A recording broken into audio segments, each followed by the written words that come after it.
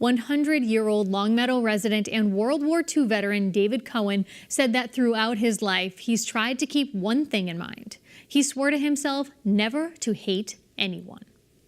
Cohen was a communications expert in the U.S. Army during the Second World War when one particular mission brought his unit to Ohrdruf Concentration Camp, and it was there that he saw the unimaginable.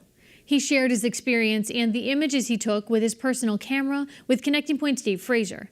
A warning, some of the stories and images that you are about to see are graphic and may not be suitable for younger or our more sensitive viewers.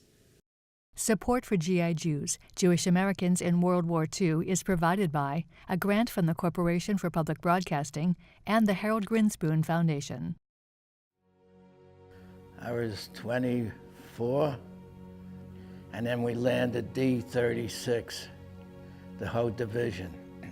And it opens up in the front, and then we got off. We got wet, of course. We rode on the beach. And it was, scary as hell. You don't know where you were at. And that first night, I'll never forget, I was scared stiff. I was a radio operator. I was radio operator, class 23. We got a message that it was an unpleasant place, but we didn't know what it was. And we walked in and we saw bodies laying around and the smell. That's what I remember. The worst thing was the smell of dead bodies. And we went into a room where there were bodies, I don't know how many, just packed up like cords of wood. And there were men, women, and children even. You could see their heads. It's something you never forget.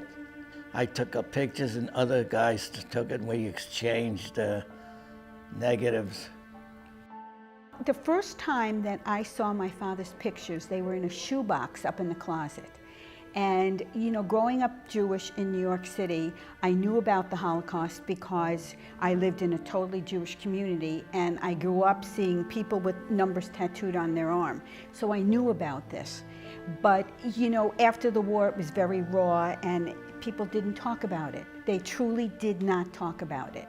So when I saw my father's pictures for the first time, it was so real because my father took these pictures that I actually threw up. It was just absolutely real. My father moved here about 35 years ago, and he had his pictures and he had them made into slides. And then he started to talk about the Holocaust. It became more and more open and people talked about it. And he started going to schools when my older daughter was in middle school. I met a fellow that was in the Army, and he liberated a different concentration camp. And we hooked up. He was from Chicopee, and we became like brothers from both having the slides, and we go around to all the schools and we showed the slides. He spoke and I spoke.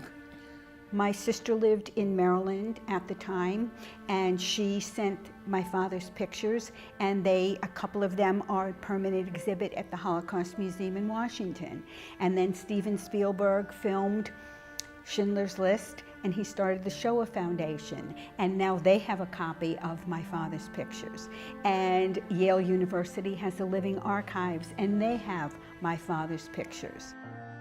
He has made aware of what has happened, what did happen, what is happening, and what can continue to happen with hate. But these pictures are eye-opening. They're scary, they're horrific, but we need to be made aware of it. And I don't know how people can hate like that. It's beyond me. That's what I taught in school. I said to the children, you can dislike people, but never hate.